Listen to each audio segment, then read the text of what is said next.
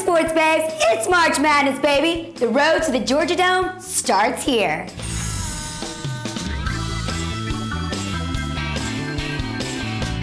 How about the run and gun Ohio State Buckeyes? Oh, and totally Any debate here? No question. I mean, the Buckeyes ran through the competition in the Big Ten at 15-1. Despite the fact that they have 4 freshmen, 1 sophomore, this team is a definite lock. I just got 2 words. Greg Oden. Definitely in. The dynamically defensive Bruins. This is my #1 overall pick. I think this is one of the most mature teams, undisputed Pac-10 title, picking them to go really kind of all the way.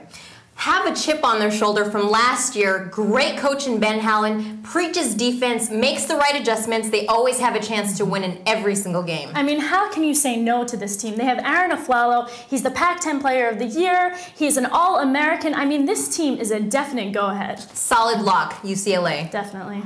Alondo Tucker and the Wisconsin Badgers. Wisconsin has been my #1 since the very beginning. It has. And the reason it has is because they're the most consistent other than UCLA. They are my national championship. Carrie Ann's bracket has no chance. Oh, we will see. They're consistent because they're playing in a horrible league. Their strength of schedule is like 40. There is only one team in the Big Ten that's going to get a #1 seed. That's Ohio State. Without Brian Butch, not the same team. And they didn't even win their own conference. Yeah, I mean, come on. I mean, it's a 2-gun team with Tucker and Taylor. Like you said, they lost Butch. That's their 3rd scorer.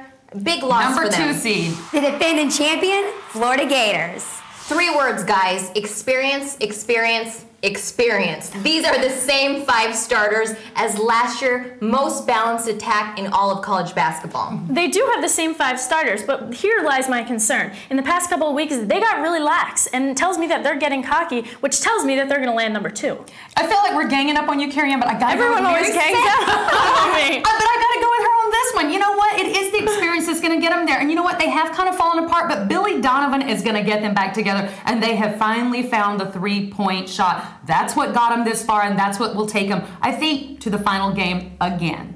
The streaking Jayhawks. I can't even believe Kansas is being considered for a #1 spot. Their strength of schedule is 70, RPI 15. They're in the Big 12. In the northern part of the Big 12, they played Texas, and they beat them when Durant was out. I don't even see how they're considered. One of the hottest teams in college basketball right now. 8-game win streak headed into the conference tourney. They have demolished their last couple opponents. Nebraska, they went 92-39. You gotta take notice of this team. And I'm going to have to go with Mary Sam on this one. This team is such a deep, versatile roster. They have Case, they have Brady Morningstar, who's an incredible shooter. Everyone's underestimating him, and I think this team is going to go. Well, yeah, they're versatile because they're playing in the Big 12. They are 3-2 against top 50 teams, #2, and they're lucky. Hottest team right now.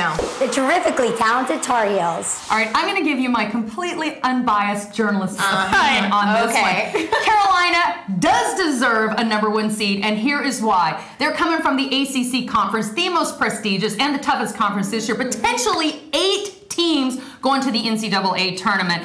Tyler Hansbrough got in the middle. I don't care whether he's wearing a mask or not. He is still one of the toughest guys in the post. And the toughest schedule going in there. #5 and an RPI of #3. You cannot deny an ACC team of a #1 seed. Great weapons, too much youth. They also lost 2 out of their last 3 games, which could have clinched the conference title outright for this team.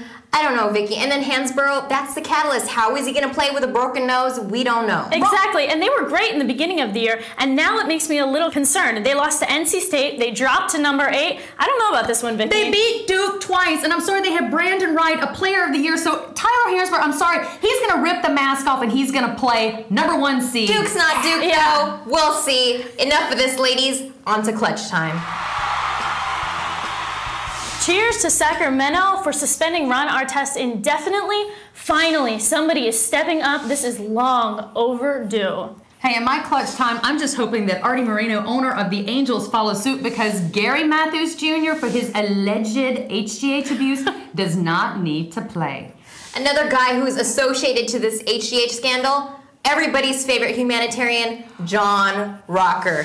Everybody knows his derogatory comments to every minority possible.